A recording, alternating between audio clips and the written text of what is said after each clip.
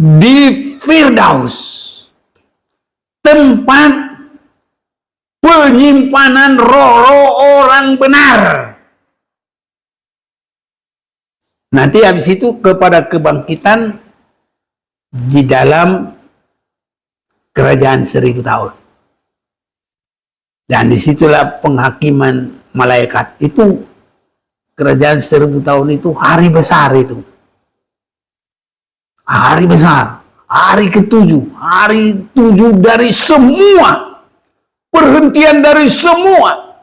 Selesai dari semua pekerjaan Allah. Langit dan bumi segala isinya sudah selesai, tapi manusia masih dikerjakan sampai kerajaan 1000 tahun.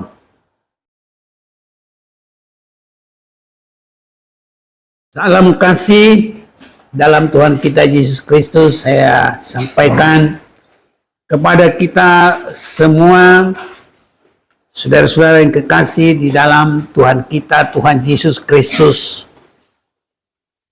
Kita akan semakin mengarahkan pandangan kita sepenuhnya atas kuasa darah yang luar biasa Yesus Kristus yang berkorban sampai tetes darah terakhir di kayu salib, dan itu menjadi satu kuasa yang luar biasa yang sangat dibutuhkan oleh semua manusia. Kita mau arahkan hati kita kepada firman Tuhan dalam Kolose pasal yang pertama.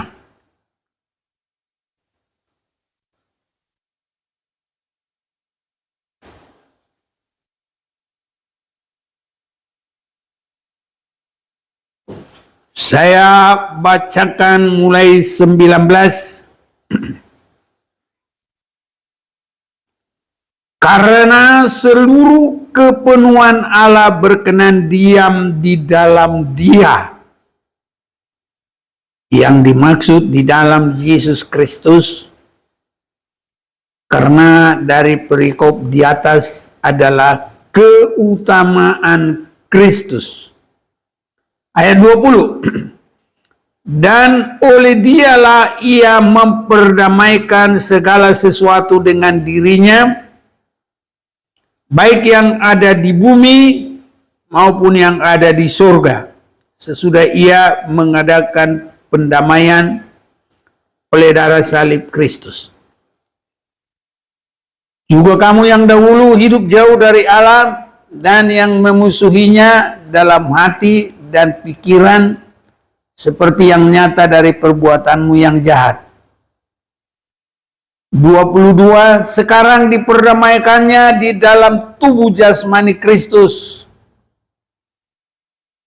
oleh kematiannya, untuk menempatkan kamu kudus dan tidak bercela dan tidak bercacat di hadapannya.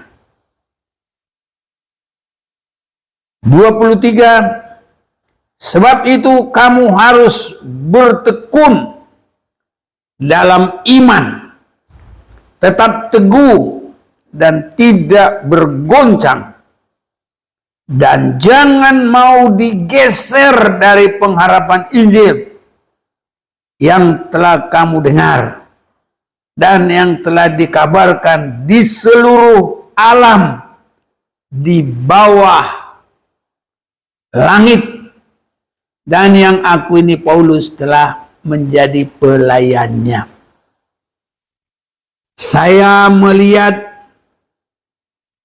dari firman Tuhan ini betapa luar biasanya penebusan Yesus yang sangat dinyatakan di dalam firman yang kita baca. Apa yang diperbuat Yesus dalam kematiannya.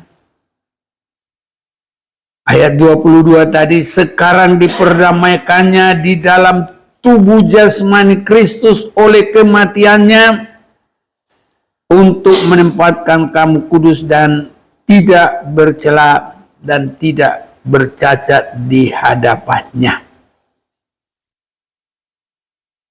Ini saudara-saudaraku, saya semakin tergugah untuk terus semakin setia tekun.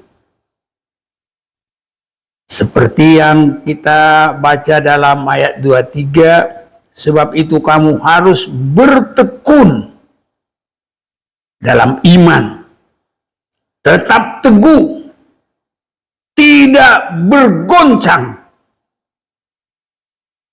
Jangan mau digeser dari pengharapan Injil yang telah kamu dengar dan yang telah dikabarkan di seluruh alam di bawah langit. Ini saudara-saudaraku harus semakin terjadi bagi kita.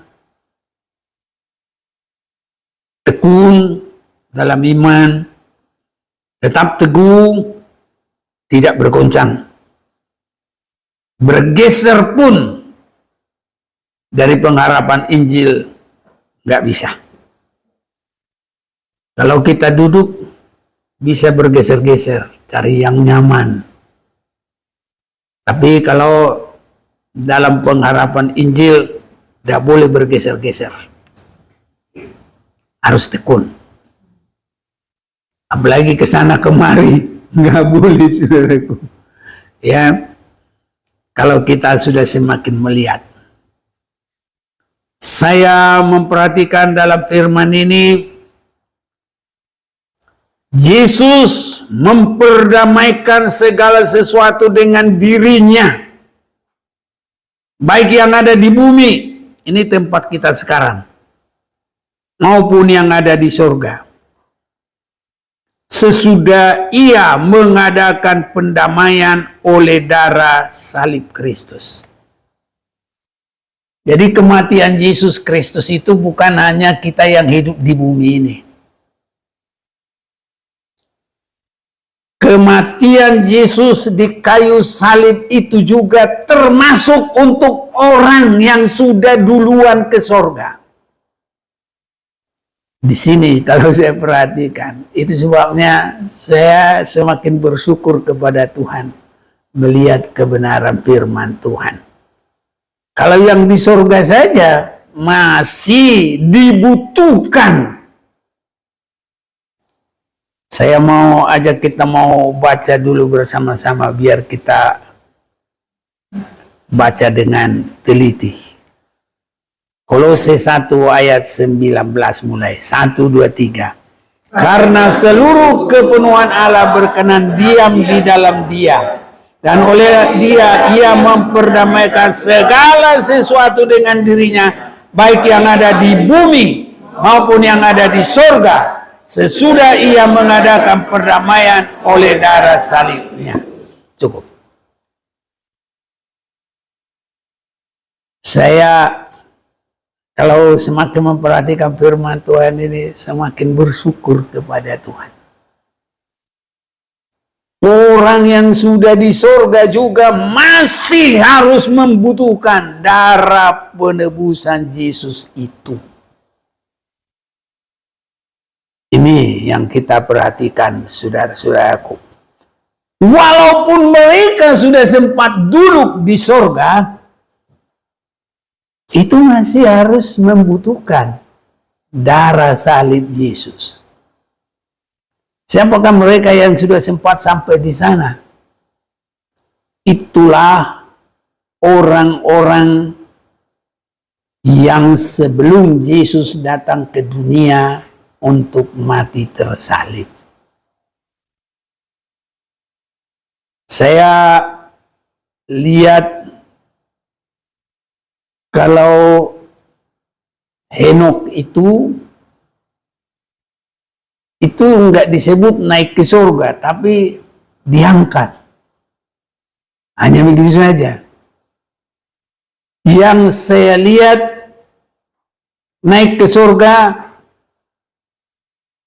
ya baru enggak semua, belum kuperhatikan semua. Tapi yang kulihat, ya di dalam 2 raja-raja itu baru Elia. Kalau itu benar-benar disebut diangkat ke surga naik kereta kuda. Jadi dia biarpun sudah sampai di surga, itu belum cukup. Itu kita baca tadi di Kolose itu, dia harus butuh lagi darah Kristus. Jadi kalau kita yang ada di sini bersyukur, saudaraku. Ya, tak bagaimana nanti Tuhan dengan mereka yang ada di surga. Cuma bukan malaikat, malaikat enggak ditebus. Di dalam Judas, malaikat sekali berdosa, tidak ada pengampunan. Makanya kita ini sangat bersyukur jadi manusia, saudara-saudara. Walaupun kita terbuat dari tanah. Walaupun saat ini kita kelihatan lebih rendah dari malaikat. Tapi kita bersyukur. Saya bersyukur jadi manusia. Karena apa? Nanti pada masanya kita juga akan menghakimi malaikat. Ini saudara-saudaraku. Jadi tadi kita sudah perhatikan yang membutuhkan darah pengampunan itu bukan malaikat, tapi manusia yang sudah sempat ke surga sebelum Yesus datang ke bumi dan mati tersalib. Ini saya mau ajak dulu kita memperhatikan dalam Judas pasal pertama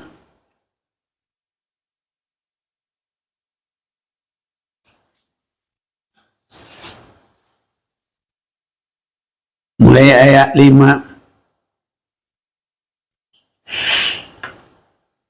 Tetapi sekalipun kamu telah mengetahui semuanya itu dan tidak meragukannya lagi, aku ingin mengingatkan kamu bahwa memang Tuhan menyelamatkan umatnya dari tanah Mesir, namun sekali lagi membinasakan mereka yang tidak percaya. Dan bahwa ia menahan malaikat-malaikat yang tidak taat pada batas-batas kekuasaan mereka, tapi meninggalkan tempat kediaman mereka dengan belenggu abadi dalam dunia kekelaman sampai penghakiman pada hari besar. Penghakiman pada hari besar itu hari 1000 tahun. Karena habis itu sudah naik, saudaraku, ke Yerusalem baru, nggak ada penghakiman, tinggal menyembah Tuhan. Ini jadi malaikat-malaikat yang tidak taat pada batas kekuasaan mereka itu langsung ditahan sampai kepada penghakiman, dan bukan untuk mendapat pengampunan, tapi mendapat upah perbuatan. Kalau sudah tidak taat, ya binasa, saudaraku. Inilah, itu sebabnya orang yang mengalami penebusan darah Yesus itu luar biasa. Ini saudara-saudaraku. Dan kita nanti tidak akan dimasukkan lagi ke surga. Itu sebabnya saya lihat semuanya sesudah Yesus datang ke bumi ini, orang yang berkenan kepada Tuhan sewaktu mereka berada di salib, salah seorang dari antara dua yang jahat itu, ingatlah aku kalau engkau sudah sampai dalam kerajaanmu. Dan Yesus berkata, hari ini juga engkau bersama saya di Firdaus, bukan di surga, saudaraku. Ada baiknya kita mau baca dulu, biar semua jelas. Jadi kita sangat bersyukur semakin kita mengerti korban salib Yesus Kristus. Lukas pasal yang ke-23 ayat 43, kata Yesus kepadanya, aku berkata kepadamu, sesungguhnya hari ini juga engkau akan ada bersama-sama dengan aku di dalam Firdaus. Ini sudah termasuk, bahkan saya rasa inilah yang pertama mengalami penyucian oleh darah Yesus. Ini orang yang pertama, saudaraku.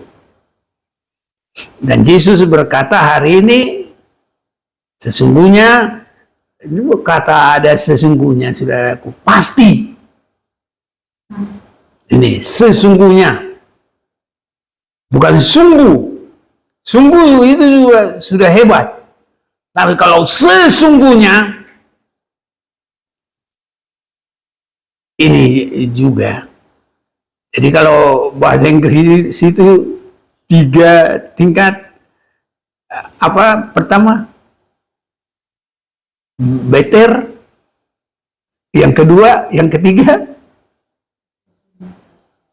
Apa tahu?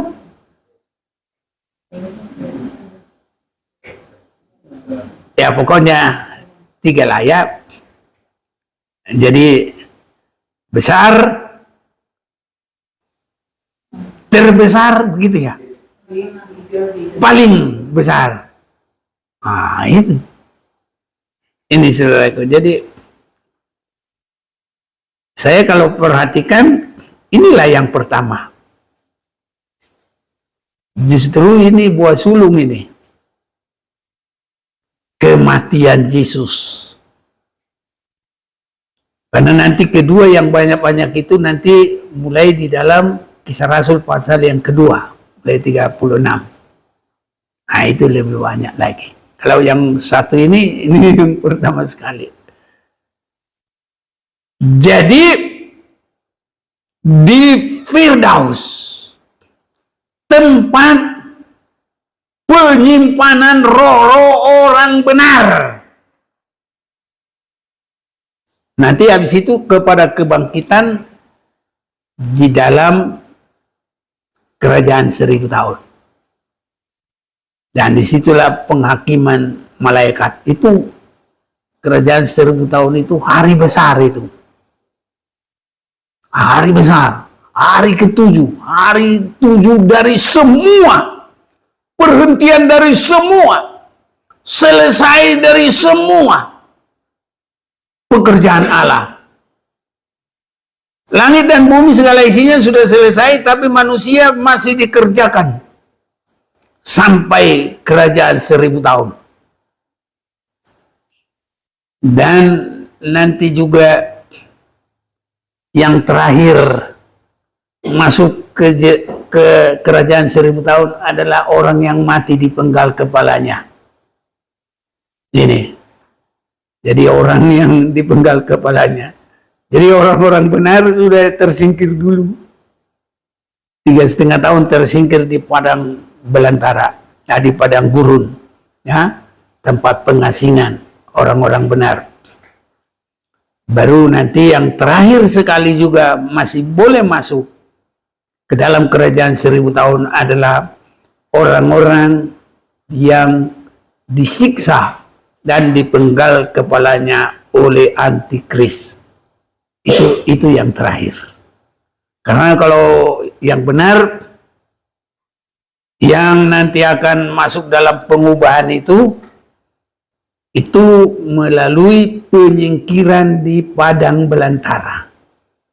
Mereka mendapat 2 sayap burung nasar yang besar dan dibawa kepada pemeliharaan di sana. Jadi saya lihat betapa luar biasanya darah penebusan Yesus Kristus. Ini saudara-saudaraku. Jadi bukan cuma kita yang di bumi ini yang sudah sempat di surga. Saya yakin semua pasti tahu mana yang duluan Yesus tersalib atau Elia naik ke surga. Ya, Elia naik ke surga dulu. Baru nanti Yesus menjadi manusia dan dalam sekitar umur 33,5 itu dia mati tersalib. Darah kayu salib yang kita baca di Kolose itu tadi itu juga dibawa ke surga. Itu sebabnya di dalam Ibrani imam besar kita itu membawa darahnya sendiri ke surga. Dan itu dibutuhkan. Salah satunya adalah Elia juga, saudara-saudaraku. Ini suatu yang luar biasa. Jadi kita nggak ke sana lagi nanti. Langsung kalau kita masih hidup, diubah, disingkir, ketemu Yesus di udara, turun ke 1000 tahun, naik ke Yerusalem baru. Dah pakai masuk ke surga kita. Ini saudara-saudaraku, saya perhatikan penebusan darah Yesus itu luar biasa.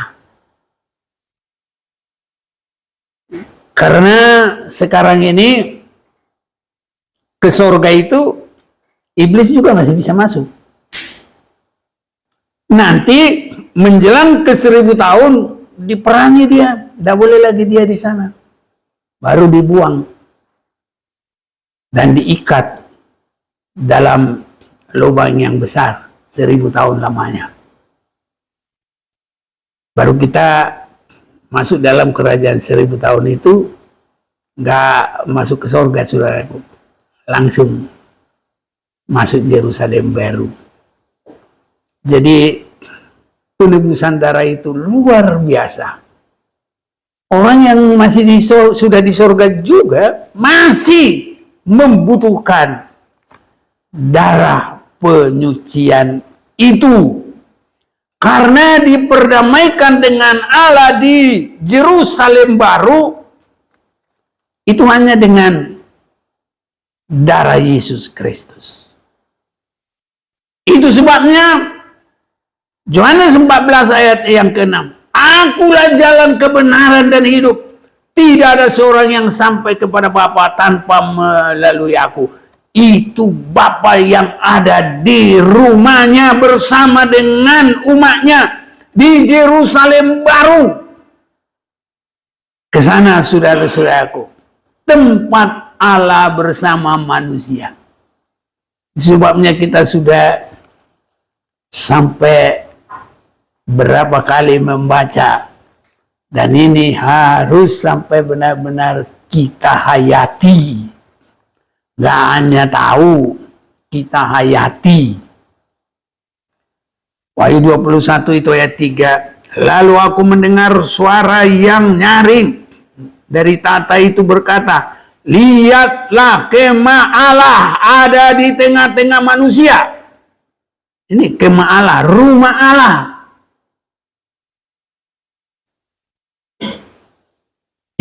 akan diam bersama-sama dengan mereka, akan menjadi umatnya, dan ia akan menjadi Allah mereka. Ini di Yerusalem baru. Untuk ke sini hanya Yesus jalannya dengan dia mati tersalib. Itu sebabnya yang sudah di surga itu, untuk masuk di Yerusalem baru itu, harus membutuhkan darah Yesus.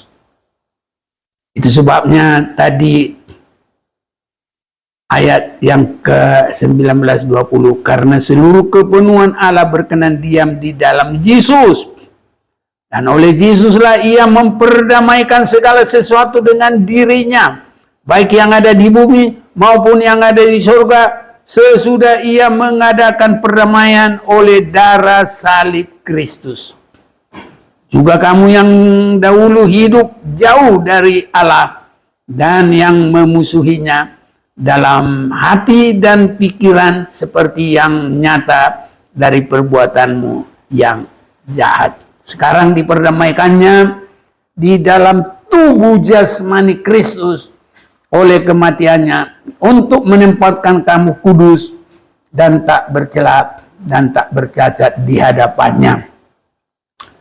Jadi bagaimanapun kebenaran, saudaraku, tanpa mengalami basuhan darah Yesus belum cukup. Jadi Henok, orang yang hebat di mata Tuhan, Nuh, orang yang hebat di mata Tuhan, Elia, orang yang hebat di mata Tuhan, tapi belum cukup sebelum sampai kepada penyucian darah Yesus Kristus. Itu sebabnya, saudara-saudaraku, kita harus bisa merasakan penyucian darah itu, dan harus menghormati dengan satu kehidupan yang dibasuh oleh darah Yesus Kristus. Itu sebabnya, saudaraku, kita ini semua harus rendah hati. Jangan ada sedikit kesombongan. Itulah dosa yang sempat pertama sekali masuk di sorga. Jadi kelihatannya jadi orang Kristen, kalau tidak sungguh-sungguh, saudara-saudaraku, nggak urapan, kelihatan gersang, tapi nggak menuduh siapa. Tapi ya memang begitu, saudaraku. Kelihatannya enteng, seperti malaikat itu mengentengkan, tidak bersungguh-sungguh, tidak dalam rasa hormat, dalam rasa rendah hati. Ada kelihatan rasa enteng, saudaraku. Orang tinju aja kalau udah mulai patentengan, saudaraku, orang nonton itu, wah kalahlah kau. Gitu, saudaraku. Benar-benar jadi kalah. Tapi kalau kelihatannya kasihan, kalau kalah, kasihan. Walau orang bangga-banggakan, didoakan lagi biar menang, saudaraku. Itu cuma main tinju. Orang di jalan juga kalau kita lihat patentengan, itu rasa enteng. Bagaimana nanti ditabrak mobil itu mati? Bisa begitu, saudaraku. Jadi banyak sekali kutuk-kutuk yang tidak langsung, tapi banyak orang mengharap terjadi yang tidak diinginkan. Tapi kalau dia baik-baik, toh masih terjadi. Banyak kasihan, banyak menolong. Tapi kalau orang lihat rasa patentengan, saudaraku, tabrakan, biarin, malah digituin, malah begini, syukur. Itu sebabnya, saudaraku, terlebih di dalam kerohanian, jangan seperti malaikat yang rasa enteng ini, saudara-saudaraku. Ya, tadi kita sudah baca ini. Dan bahwa ia menahan malaikat-malaikat yang tidak taat pada batas-batas kekuasaan mereka. Ini melebihkan, saudaraku. Jadi tidak di dalam rendah hati. Dia mau menaikin dari keberadaan yang wajar. Dan itulah dosanya Lucifer, saudaraku. Itu sebabnya Yesus berkata, marilah kepadaku, hai kamu sekalian yang letih lesu dan berbeban berat. Belajarlah kepadaku, karena aku lemah lembut dan rendah hati. Haleluya. Jangan ada sedikit pun rasa sombong. Apapun. Sombong harta, sombong kepintaran, sombong pangkat, bahkan sombong rohani pun tidak perlu. Karena itu melewati batas-batas yang ditentukan. Seperti para malaikat, bahkan juga seperti Lucifer. Sudah ditentukan bagi dia batas-batas, tapi dia mau menaik. Menaik dengan cara bagaimana? Ingin menyamakan diri dengan yang maha kuasa. Haleluya. Makanya Yesus datang serendah-rendahnya. Mulai dari tidak menganggap kesetaranya dengan Allah, mengambil rupa manusia yang terbuat dari tanah liat dan yang sudah jatuh ke dalam dosa. Dia datang bukan untuk dilayani, tapi untuk melayani, bahkan taat sampai mati tersalib. Ini saudara-saudaraku, kiranya kita semua yang taat dan rendah hati. Saya kasihan kalau ada rasa sombong. Nggak urapan, saudaraku. Tapi apa? Kalau nggak urapan, apa? Urakan. Benar, saudaraku. Jadi kita jangan urakan ya. Haleluya. Saya senang, saudaraku. Kita jemaat Maranatha kalau nggak urakan, tapi urapan. Tapi kalau urakan, saudaraku, golongan malaikat yang tidak ada ampun. Karena kalau sudah lewat pengampunan, orang akan sampai mati urakan terus. Bahaya, saudaraku.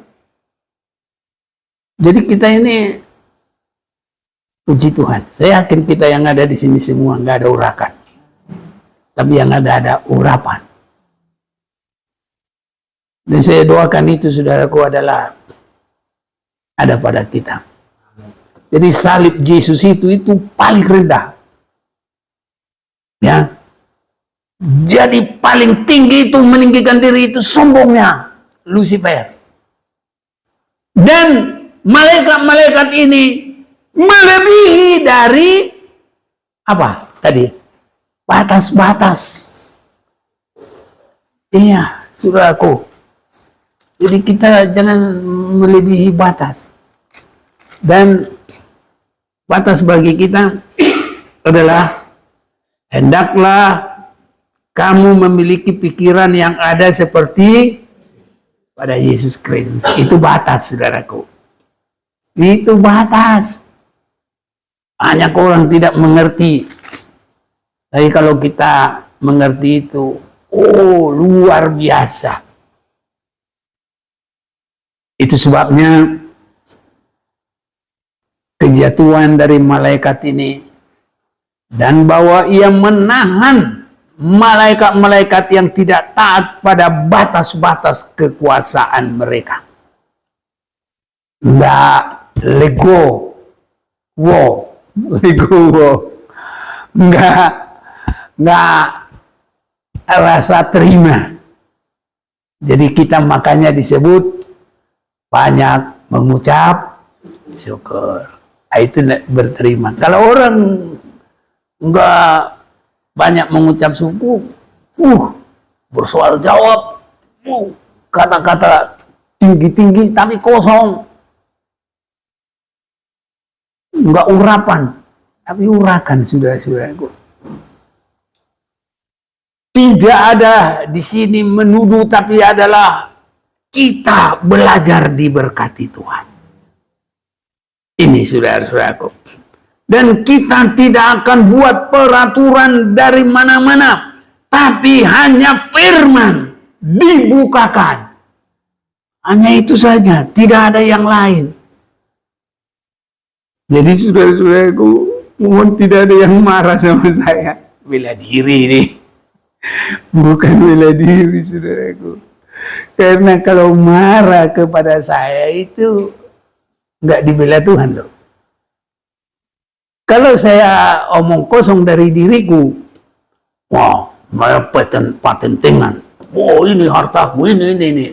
Kalau itu saudaraku, biar Tuhan yang hukum saya duluan. Nggak usah saudara. Tuhan langsung. Tapi kalau saya sampaikan firman, saudara marah, itu bukan marah ke saya, marah ke Tuhan. Saya akan menyampaikan firman Tuhan. Tapi saya yakin tidak ada yang marah. Semua kita sehati, semua kita rendah hati untuk diolah, dipimpin oleh Tuhan. Sama dengan Yesus untuk mempersekutukan baik mereka yang di surga, baik kita yang masih ada di bumi, dipersekutukan oleh darah salibnya. Kenapa disebut darah salibnya? Itu adalah tempat yang paling rendah. Ya, kok bisa paling rendah? Iya. Dalam Filipi 2 itu mulai 6, yang walaupun dalam rupa Allah tidak menganggap kesetaraannya dengan Allah, melainkan tidak menganggap kesetaraannya dengan Allah, melainkan mengambil rupa manusia.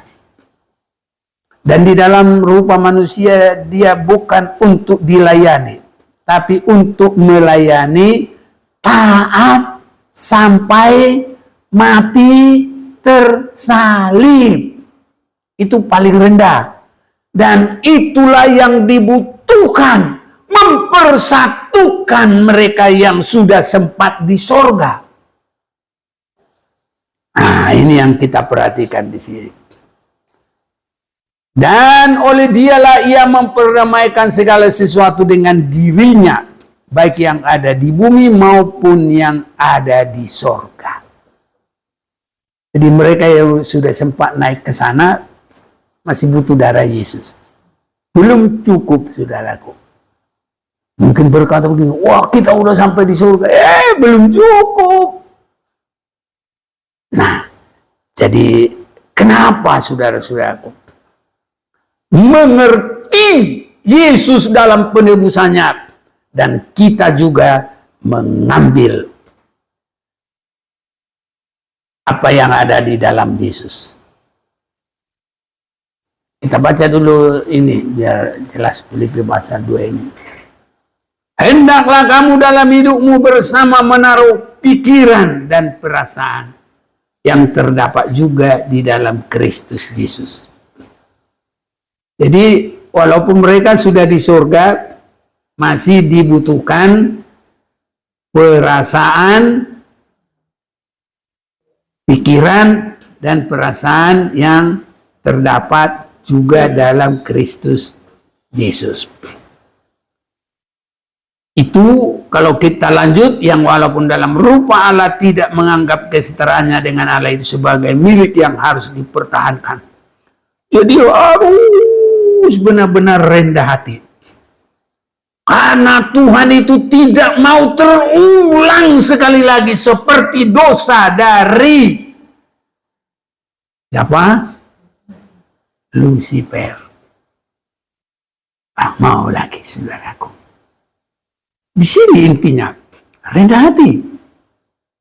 Dan kalau kelihatannya sombong-sombong, yang tidak taat, semaunya, ini saudara-saudaraku. Kalau sudah mulai tidak taat, saya khawatir saudaraku tidak mungkin akan mencapai kodrat ilahi seperti perasaan yang ada pada Kristus. Jadi harus ada ketaatan. Di mana itu kita lihat? Di dalam menerima firman dan untuk menghayati menjadi langkah kehidupan kita. Ini saudara-saudaraku. Jadi kalau hanya Kristen saja, ya bisa saudaraku.